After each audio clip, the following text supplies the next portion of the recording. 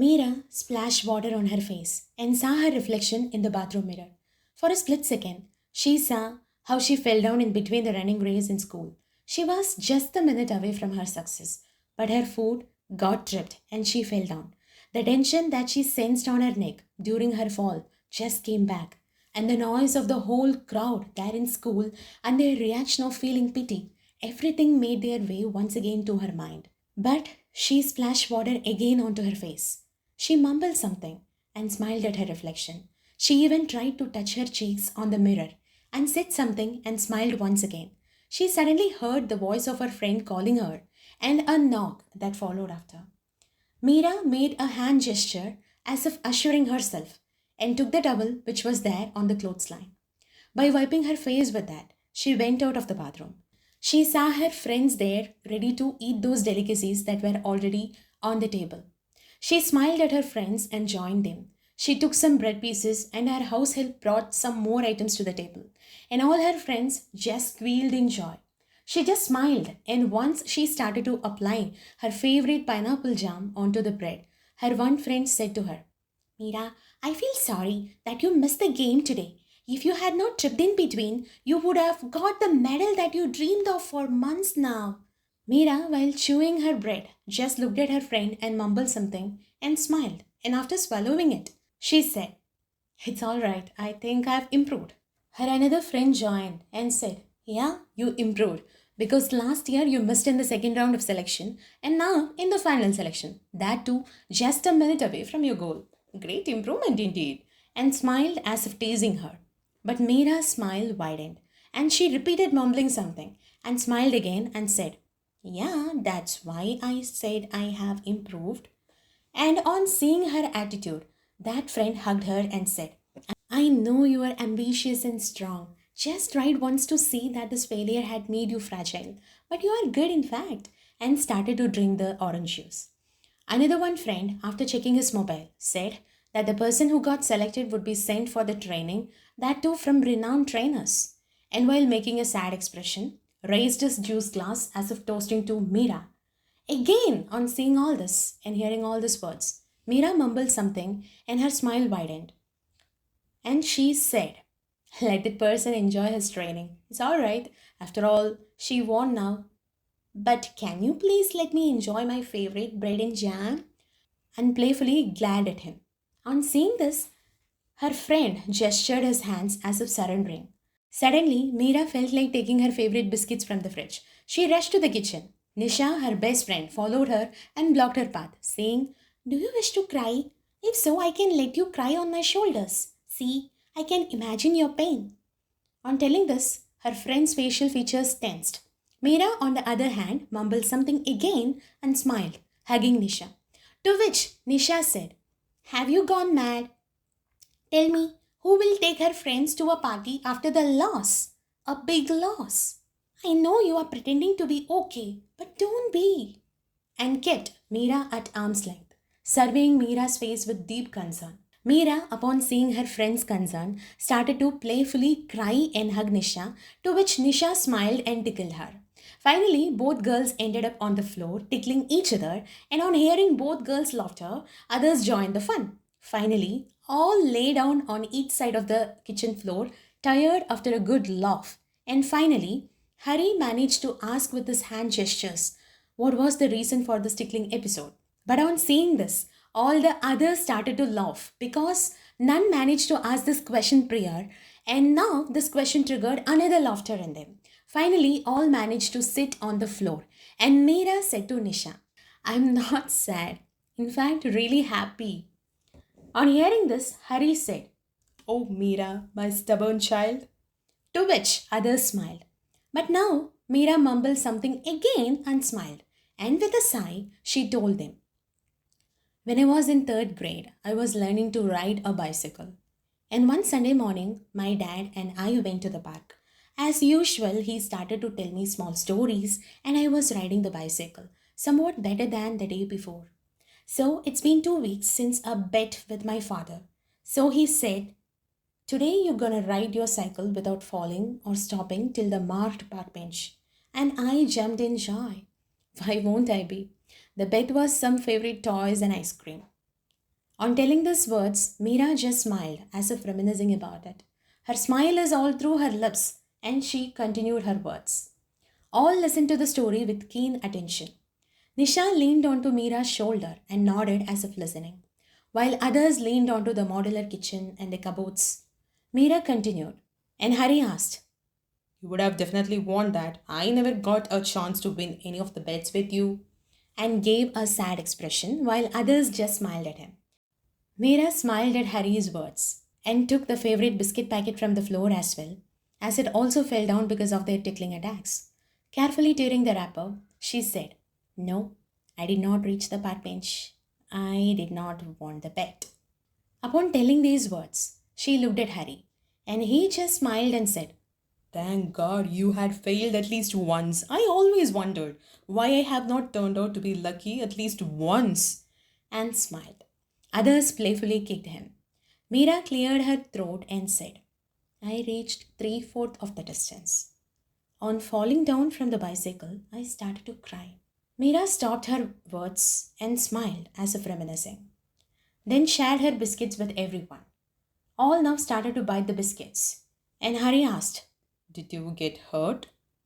Another friend asked, "Any fractures?" Meera nodded no and continued, "My father did ask me the same questions, and some passerbys really got tensed. But on seeing my father's tears of concern for me, I said, I failed in the bet and started crying once again. My father hugged me in relief, a hug that had all his warmth of love in it." Nisha then asked, "Yeah, that's why I asked you, are you not feeling sad? You want to cry now at least?" And looked from her shoulder. Meera, with a smile, nodded no and said, "My father kept me at arm's length and showed me my path till I fell down. I was looking at him and weeping again, telling him I failed to reach that bench, and pointed to that exact bench which should have been my final point. But my father, with a sweet smile, adjusted my hands at the nearby park bench where I had fallen and patted me."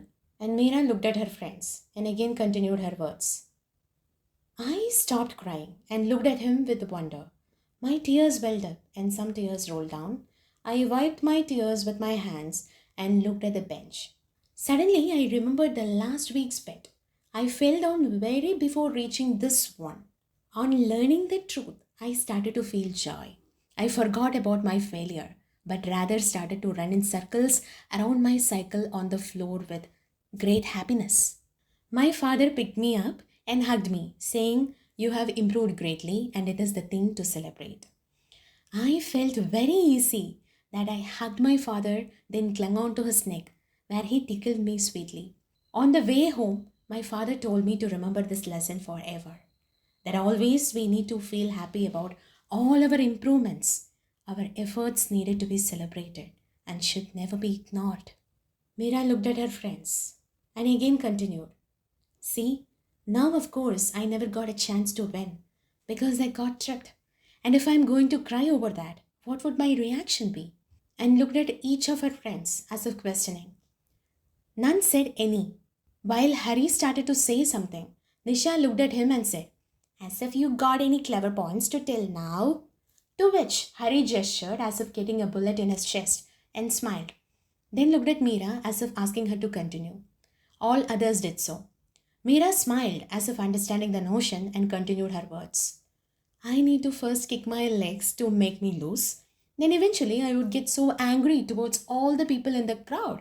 Then, of course, jealousy over the person who won. Then guilt to face my training staff in school.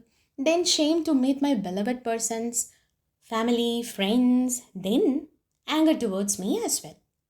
Maybe I decide to stop trying to get along with my passion. And she sighed.